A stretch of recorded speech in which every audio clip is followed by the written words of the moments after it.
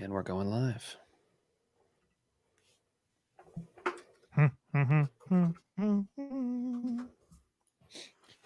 My wife has decided that Christmas music will be on continuously in my house. So in my kitchen, we have a radio that is on the local channel here that continuously plays Christmas music.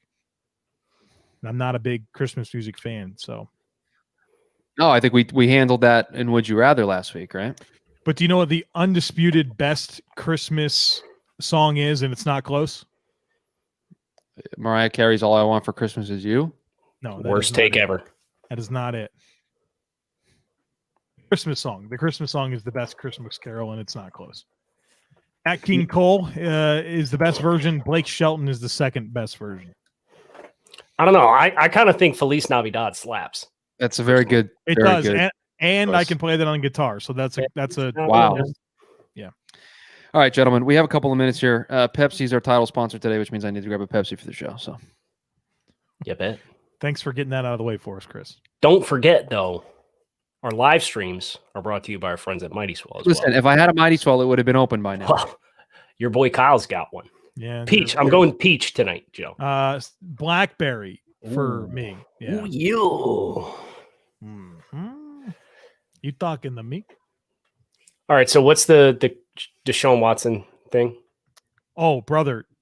Chris Schubert. Sam Teets is already dropping heat. Brother, it's been. I'm glad you're here. I'm glad you're here. Cooler heads prevailing here, or what? No, they haven't, because Chris Schubert has him ranked as QB 14 in the NFL. Oh, Chris. Yeah, so that's what I've been dealing with. The hell, man! I leave for 2 shows. I was gone for 2 shows. What happened while I was gone? I'm asking you the same thing, Chris. What happened while I was gone? Oh, you've been updated on my Deshaun Watson take. Okay. Yeah, I mean, listen, I don't think Deshaun Watson is a top 5 quarterback, but I think this is a mischaracterization of my position, because we did this in Would You Rather and Takes on Takes, and I admitted to the listeners, okay, I have him rated too low, I'll move him up, and it still wasn't good enough for people. So now that's making me want to just stand my ground and keep him at QB 14. Oh, yeah, the Skip Bayless syndrome, right? Like I moved him as up. Soon to as you're down, you got to triple down on it. I had him up at push the chips all into the table.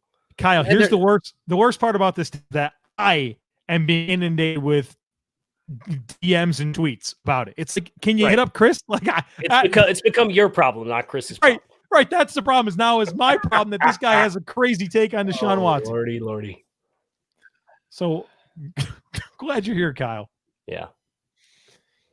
If we learned anything on Thursday, it's that at 7:30 this thing is gonna go. So yeah, we learned that on Thursday. Chris and I did. Maybe we learned it before Thursday, but I became aware of it on Thursday. Oh, he just pushes play. He doesn't care if you're ready or not. No. Evidently, it just happens, and there's nothing you can do about it. No. I pressed the button. Oh, you just quick started us. Yeah, he quick snapped you. He quick snapped you. I said, you ready? You were like, yeah. So I hit the button. We went. Oh, I don't There's remember. no okay, go, nothing. No, down set. It was get up to the line. First down. First down. 4-minute offense. We got to move here. Quarterback sneak. Oh, boy. I'm ready if you guys are. I'm ready. Right, so we're all good now. I want to ask before we do this. Okay. Everybody in the chat ready to go for the show today? Ready. All right. Ready. Then that means I can press the fancy little button here and we can go. So here we go.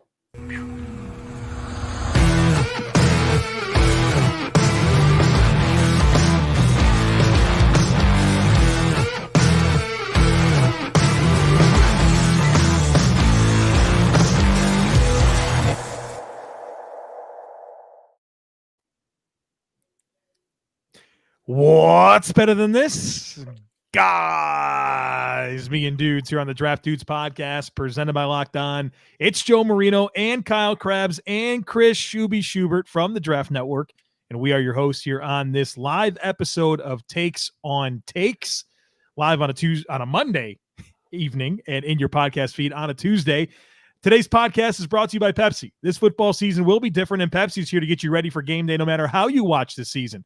Pepsi is a refreshment you need to power through game day and become a member of the League of Football Watchers. These passionate fans are the real generational talent that Pepsi fuels, because Pepsi isn't made for those who play the game.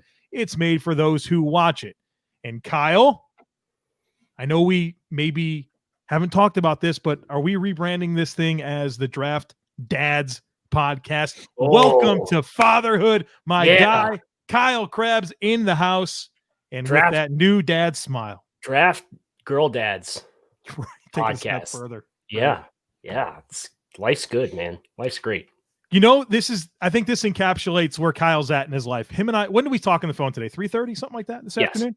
Yeah. 3:30, just catching up on things. And the last thing we talked about is Kyle's like, look, I don't think I'm gonna do a live stream tonight. I'm gonna need a little bit more time. Yeah. Getting in the swing of things. 7:00. Here comes Kyle in like a wrecking ball. Hey, I'm in. Listen, it's players want to play, right? So you get down to game time and I'm ready to strap up. So we're here. We're going to do takes on takes. I'm excited for it. Excited for the hot takes. I've seen a lot of hot takes already in the comments. So looking forward to Shuby dishing them out for us tonight. I've got to take. I got to take the start of something. Oh, okay. This one's for Kyle. Chris Schubert is low-key Jerry Seinfeld. Oh, I like that. I like that a lot. He's kind of got that same quirk, sense of humor. Has this been discussed before? No, never. Just it hit me listening to him kind of deal with us talking about the Watson thing. And I was like, yeah, it's Schubert's Jerry Seinfeld. That he's got the same demeanor and the way he talks. Can you say what's the deal with airplane food? No, you're not going to get that out of me. Sorry. What's the deal with airplane food? Okay. On that note, I think this is a take that will warm everybody's heart right off the bat here, since we're talking about it. From Brian, there's nothing like fatherhood, since Kyle's now a part of Draft Dads. Yeah, I'm new to the club, but it's been quite the what's Monday night? I feel like Joe. I don't know what day it is. There it is. Yeah, it's been a whirlwind of 4 days, but it's been really awesome. So, Joe. Oh yeah, all the way in. But yeah, Joe's almost a year anniversary of joining the club. Still not anything that isn't exciting for me every day. Love it. Hey, Shuby, quick request for the takes. If you see 2021 running back takes, fire them away at us. I was watching somebody today that really got the blood flowing. Okay, here you go. You want a 2021 running back take? Here you go from Jared Feinberg. Take the UNC running back duo, our top 100 players in the 2021 NFL draft. I watched Javonte Williams in depth, 5 games this morning when I was on dad duty from my cell phone. Make it work however you can get it in. But and that dude, you knew he was good. You enjoyed watching live games on Saturdays. You saw the stats and the production, but Javonte Williams, man, he is. If you could tell me I could get him mid-round 2, I'd rather do that than take either Travis Etienne or Najee Harris in the first round, based on what I had watched off the 5 games, 1 from 2019 and 4 from 2020. You know what's crazy about this running back situation in North Carolina is how in 2019, North Carolina had 3 NFL running backs, and Carter Williams and then Antonio Williams, who's on the Bills practice squad. It's what?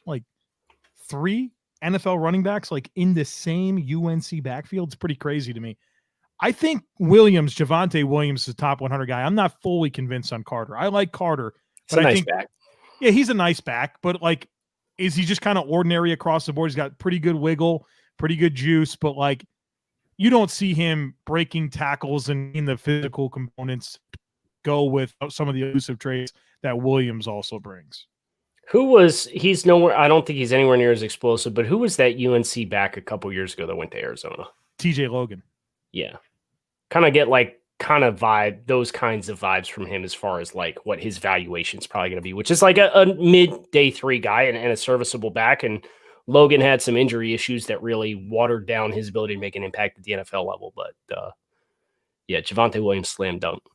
The problem is you just never know when someone's going to Keyshawn Vaughn, the running back thing. Right.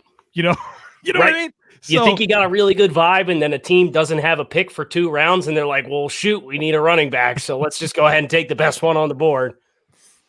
And lo and behold, he doesn't play at all. And you get Leonard Fournette, and Ronald Jones is looking like the real deal, and it's whatever.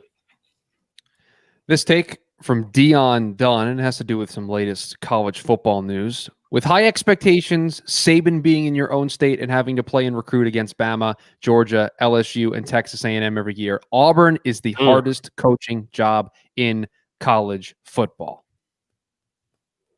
Yeah, because that is a unique part about Auburn is they get Georgia every year too, right? Yep. It's part of their cross-conference game. Yeah, I think it would take you. I mean, there's a lot of good rationale there. You have elite opponents that you deal with. You're going recruiting against Saban at Alabama.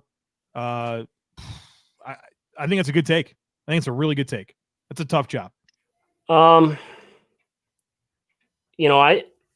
think there's the hardest jobs in college football, in my opinion, are in the SEC. Whether it is Tennessee, Joe, is another good example of a school that and they play Alabama every year, right? Yeah. So, yeah. But they don't have the recruiting hotbed in state that at least Auburn has at their disposal, and they have a more prestigious program in the past 20 years than what Tennessee does. So, and the expectations for Tennessee is it's like, you better win 10 games plus a year or else you're chopped liver. It's like that and Michigan are 2 schools where it just feels like the expectations versus the reality of what those programs are. At least Auburn's won. Yeah. So that's kind of where I get conflicted in thinking about, is Auburn the toughest job in college football? I'm not advocating for Butch Jones right now, even though it's going to sound like Champions I am. But of life. Well, listen, if you compare Butch Jones's first however many seasons at Tennessee and compare him to Jeremy Pruitt, Butch Jones don't look so bad. Get his chance at Arkansas State now. Kyle, you asked for 2021 running back takes. See. I'm going to give you 2021 running back takes, but I'm going to combine 2 takes here. So let me get to both of them because they encompass the same player. This one comes from notable troll of the program, Sam. Take Chuba Hubbard is no longer a top 5 running back in the 2021 NFL draft. And then Dolphins Craze says, take Chuba Hubbard is Bryce Love 2.0 minus injury. Chuba Hubbard is a bigger back than Bryce Love. But as far as if you're looking at it from the resume of what they were before their final year in college when they could have come out versus what they've become, Joe, go get that approval maraca. I know you're digging for it down there. I can see you. I'm looking for the bearing on my fidget spinner. Oh. Got it, though. We're good. You sit here and spin on this take? Right. Well, I agree with both of these takes personally. I do not see a great deal of appeal at this point in time for Chuba, and obviously rushing for 2,000 yards in 2019, strike while the iron's hot. It's a low value position. Hasn't really played out for him this year, and he's a track guy, so he'll probably run fast, but he doesn't play fast. So, yeah, I agree with both these takes. I think they're sound takes. I'm in. I agree. No further comments. I have a pop culture related take, and there have been, Kyle, you were gone for the 2 live shows last week, and one of the biggest popular segments on this show was Joe talking about pop culture. People love it. People love when he talks about pop culture. So Sean Black says, take Michael Bublé has the best Christmas music. All right, so I'll just give it to you authentic. I'm going to go with no on this one. And this is part of my shtick, I guess, as a person. I like country music. And so because I like country music, I think the country iterations of Christmas songs are the best iterations. And so that's not Michael Bublé, and therefore I'm all the way out on this take. Wow.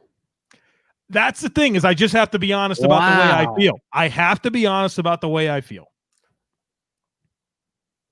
I disagree that Michael Bublé has the best Christmas music, but it's very, I can get down with a holiday family party and a Bublé album's on in the background. I think he's very, very good. For sure. I have a question for you, Kyle. Fill in the blank, okay? This is a Christmas song. Just fill in the lyrics, okay? Deck the halls with Boughs of holly. what is the word you used? Bowels. Brother, let me just tell you something. I learned that It's this probably week. not. No, it is boughs. It is boughs. I thought it was shook here. I thought it was balls. All right. For my entire life. My entire life, I'm singing this song thinking it's balls of holly. It's bows. And I learned that courtesy of Cocomel in a show that my daughter watches all day long. And I read the words on the bottom of the screen. Speaking of balls, if you're looking for the ultimate stocking stuffer this holiday season, look no further, because our sponsors from Manscaped have the tools to make your tool win you the stocking stuffer or white elephant competition this year. Manscaped is the only brand dedicated to below-the-waist grooming and hygiene products. And great news, they just released their products across Europe, Canada, and Australia. They're down that way, right? Australia. A few of their new products that are prime stocking stuffers this season: the Crop Preserver Ball Deodorant, Crop Reviver Ball Toner. You can brush up your balls of holly. Right, Joe? Crop Cleanser Body Wash, Crop Mop Ball Wipes Foot Duster.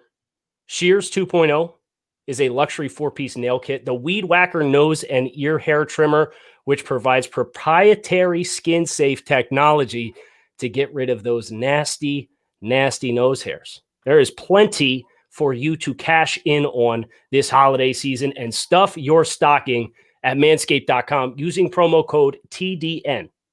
That's manscaped.com, promo code TDN. Be the ballsiest gift giver this year with Manscaped. Okay. I don't mind being the butt of the joke, and this take's about me, so we'll put it up there and we'll have this conversation. Douglas O'Connor says take. Chris Schubert, spelled my name wrong, by the way. There's a C there between the S and the H. Has the worst backdrop on YouTube. Go ahead. What do you got, gentlemen? It's tough to argue against.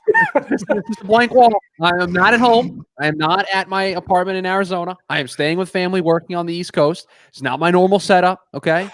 So what would be on your background? It would still be a blank wall, but there's a table behind me with some assortment of stuff. But I just want it to be clear, this is not the normal. Poor Chris. Not the normal backdrop.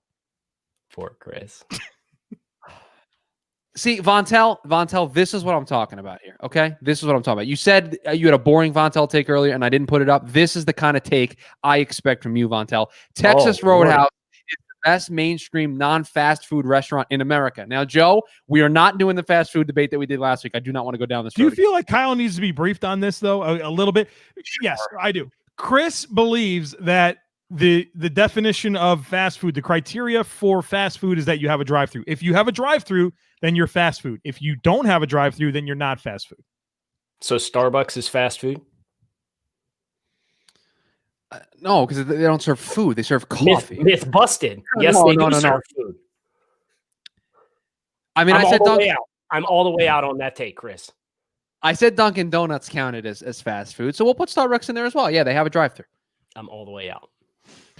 Texas Roadhouse is the best mainstream non-fast food restaurant in America. What does that mean? Like it's a national chain? Yeah, it's a national chain. It's the best national chain that's not fast food. Sit-down restaurant. Yeah, like Chili's, Applebee's, like this spear of restaurants. I'm going to get slammed for my choice. I know I am. Are you going to pick Olive Garden? No, I'm not going to pick Olive Garden. I low-key like Olive. And the thing about Olive Garden that makes it good. I take back what I said. Sorry. It's the salad and breadsticks. You get all the salad and breadsticks. Yeah, you can go for lunch, pay $8 and walk out like this, like Santa Claus. You get the soup, salad, and breadsticks for $8. Kidding me? I like Olive Garden. Texas Roadhouse is good. I think this might be a good take. What do you got, Kyle? Logan's is good too. You ever go there? Logan's? Logan's Roadhouse? Yeah, it's a good place. Not familiar. To be honest, not familiar. It's pretty good. Yep. I like Red Lobster. Yeah, you do. That's funny. I remember this. I like Red Lobster a lot. I know I'm gonna get slandered. The comments are gonna hate this, but what? Because the biscuits are really good. Is that what you're gonna hit me with? The biscuits are game changer. You can get the endless shrimp. Yeah, you got what's the shrimp like month that they have? Shrimpathon. That's Toyotathon, but neither one of those two sponsors of Draft Dudes, but you can call us and we can fix that. So Red Lobster, brother. Oh, go. Dolphins craze, clutch pull, Cracker Barrel. That is Joe? a very good. How did we forget that? We very good. literally have Cracker Barrel every time we're together.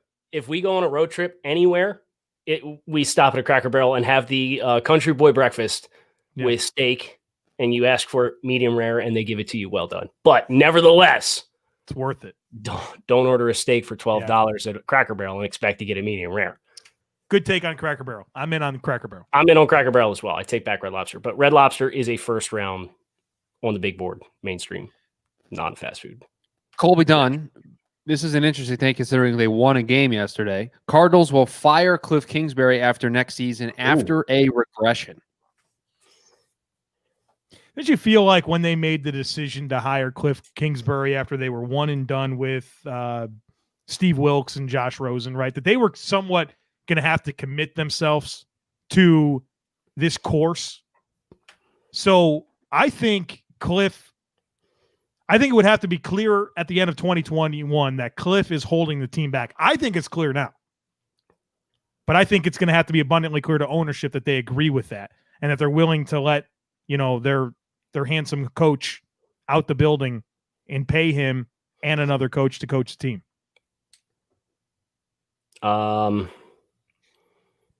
Yeah, I mean, what's the narrative if Arizona finishes the season with a losing record? Cliff's holding them back. They're what right now? 7-6? 7-6 games against the Eagles, 49ers, and Rams to finish the season. Okay, well, it's not impossible for them to go 0-3 in that stretch. Now, I think it's unlikely they go 0-3. But if you are as hot as they were at midseason, completely nosedive, and you tank next season, I can get on board with it. Because I agree with Joe. I think it's apparent now that the coaching dynamic of the Cardinals is not to the caliber of being a championship program. This take about Devonta Smith. Devonta Smith is just the fourth wide receiver on the board because he's light and he doesn't have much potential growth. I got to think over this one.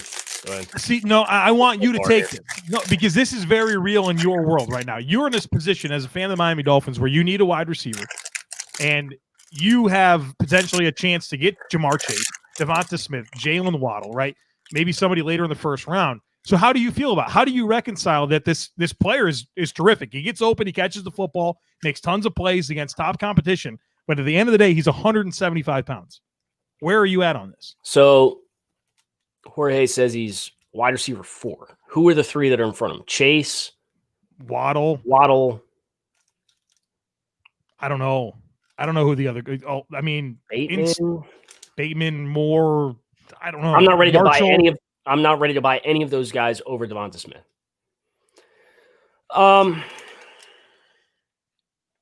Listen, I think there's more value to a wide receiver, and it's very easy to typecast a guy and say, "Oh, he's just a slot. Oh, he doesn't have the strength to play out, functional strength to play outside," and those things may be true for Devonta Smith at times, but I don't think that necessarily has to preclude you from being a featured piece of an offense, right? So I think Devonta Smith, in my book, is probably going to be a top 15 player in the class. He wins in every possible way at the college level. He might not win in every possible way at the pro level, but he's going to win in a lot of those ways because what he does translates really, really well. I think there's a part of me. Obviously, I'm going to evaluate Devonta Smith, and we've had good, healthy conversations about him in our TDN scouting meetings. Mm-hmm. Where I mean, this is we get into this a lot. Like probably 3 different times this has come up. I guess for me, when I have these types of questions, I think I can simultaneously recognize how good of a player he is, and that he has a chance to be a really good pro, but allow someone else to make that choice. And I think that's where I'm going to be at with Smith, which is boring, but at the end of the day, I think there's just other decisions I want to let other people make and do something different. We joke about that as far as certain players are like, they're not for me, right? Mm-hmm. And if Devonta Smith's not for you, like, yeah, you've got to be able to vet. I know that the comments on YouTube are going back and forth about this now, but The difference between Devonta Smith being 176 and it being a problem and guys like Rondale Moore and Jalen Waddle is Devonta Smith's listed at what, 6'1"? He's like that, very wiry. Yeah. Very lean frame.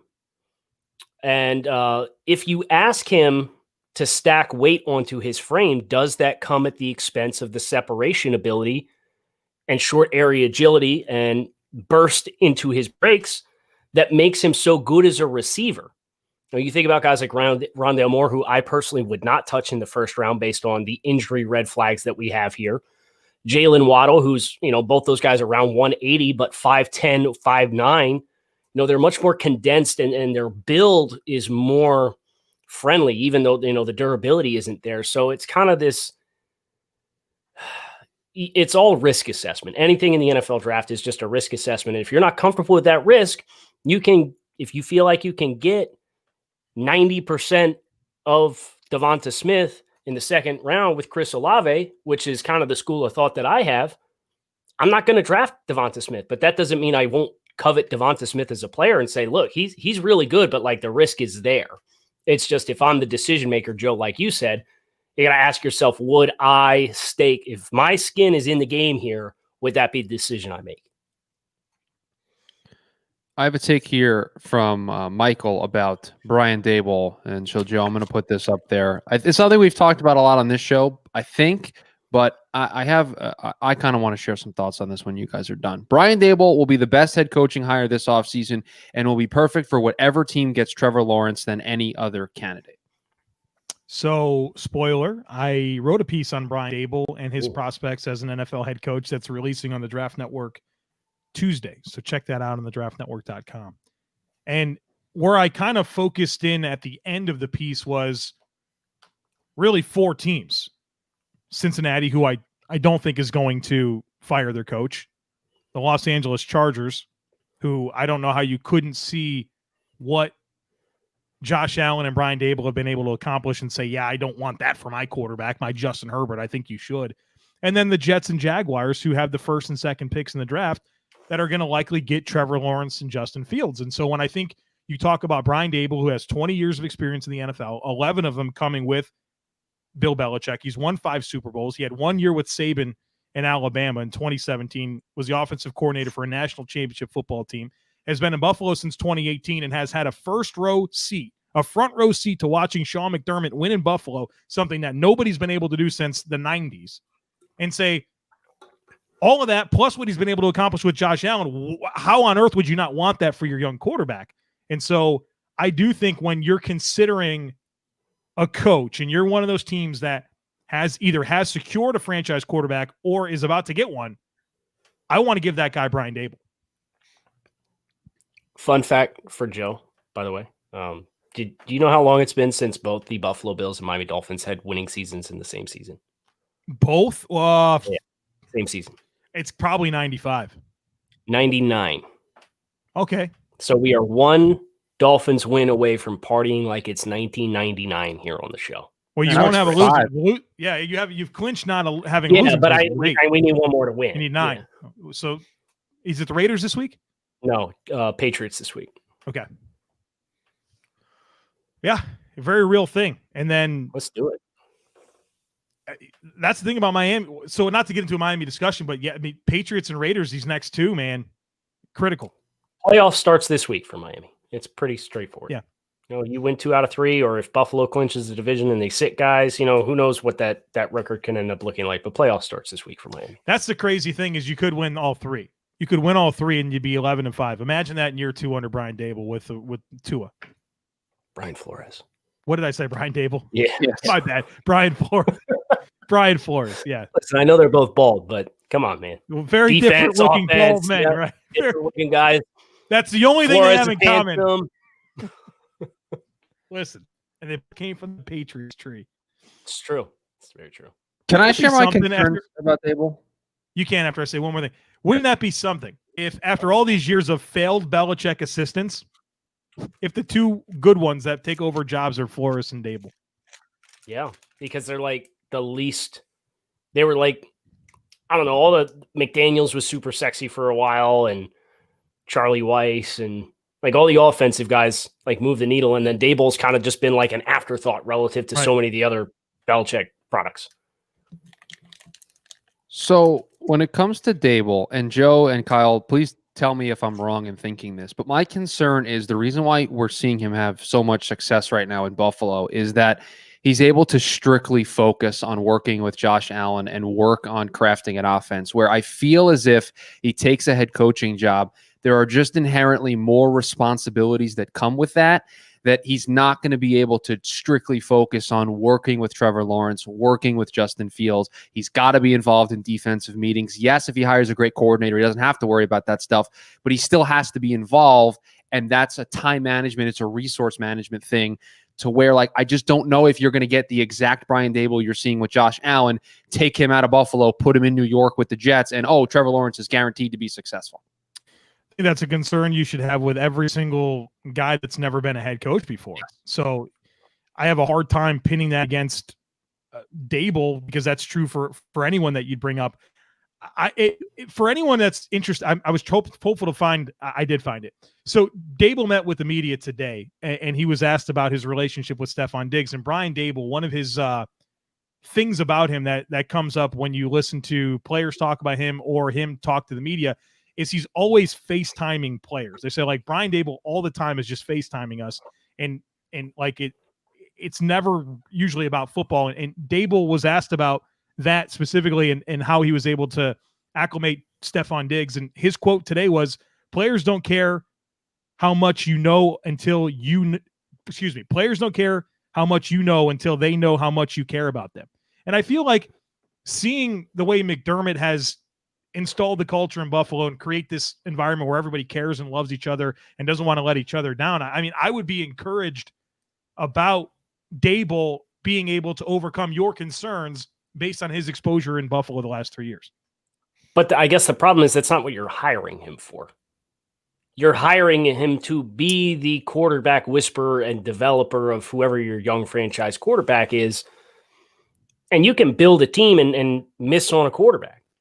No, you can have a good roster or have play fundamentally sound football and have a lot of good pieces, but if you make the wrong decision at quarterback or you can't invest the time, then yeah. So if Brian Daboll is going to be a successful NFL head coach, I think what he needs to do is he needs to bring in an experienced assistant head coach to work in tandem with that he can kind of work to delegate to his staff, so that he can carve off a little bit of extra time and be what he is being paid to be, which is a guy who develops a quarterback. Well, you and I, Kyle, we've over the last several years talking through head coaching hires and really kind of figuring out what we value. I think you and I have really agreed that's like the CEO leader type head coach is something we really value. Unfortunately, the reality is that guys get these opportunities not necessarily because of that ingredient that they bring. Right. It's because of what they've had in terms of success schematically with whatever they've been in charge of, right? Whether it's an offense, a defense, a special teams, whatever it is. And so as much as we care about that, and the NFL teams should, we know that your merit as an NFL head coach is how successful you were governing whatever you were in charge of. And that could be the Bills offense. It could be the Patriots special teams. And that's why 1/4 of NFL head coaching jobs are open every single year. Yeah. Period. I'm going to do something I don't think probably has ever been done in the history of Takes on Takes. I am combining 3 takes into one response. He's just sitting here getting galaxy brained.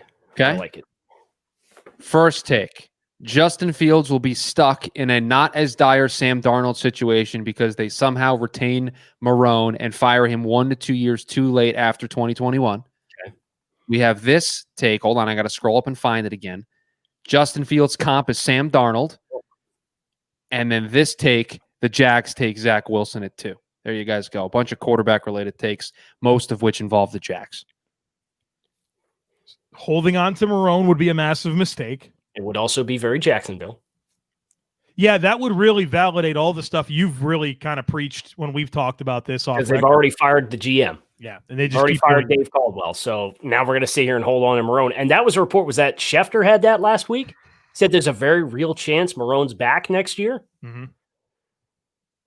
Go ahead, Joe. No, that's That's egregious. That's terrible. That's that would give me a lot of doubt. That would, if that's true, Kyle, I'm going to think of the Jaguars like I do Cincinnati and the Jets, to be quite honest with you, in terms of really just not understanding how to run a football operation. So that's the concern. So if that ends up happening, if they hold on to Marrone, Jacksonville, you got problems because it's not trending in the right direction. Doug Marrone has had, 2 good seasons as a head coach on his resume? Do you want to hear the quote from Schefter on this? I can read it to you guys. He did this on Sunday NFL Countdown. Quote, in Jacksonville, Doug Marrone has had the Jaguars playing well the last couple of weeks. They played the Steelers very tough. They played the Minnesota Vikings very tough. There are some people around the league who believe he is actually garnering some support to stay on. What's their record over those couple of games that they played well in? I believe those are all losses. Oh, okay. They haven't won any games? Okay, cool. I'm just making sure. Yeah, Can't happen. No, cannot happen. And Doug's not likable. You know, I followed Doug Marrone for a while. He's not a super likable guy. Media people that I talk to that covered Marrone on a daily basis say some concerning things about Doug Marrone. I've enjoyed he's very candid with his team in Indianapolis at the Combine. I enjoy listening to him talk about his team, but I don't cover the team on a day-to-day, week-to-week basis, so I can't speak to what those dynamics are like to follow. But I think you make a good point there because I agree with you. And I think that's what makes it difficult for to listen to Doug talk like that, and then for him to quit on his team in Buffalo, and then to see some of the riffs that have happened in Jacksonville. If he applied himself like he says he does in press conferences, then all of those riffs aren't happening. Yeah. Give me one more, Shuby. Then I'm going to bang here. All right, here you go.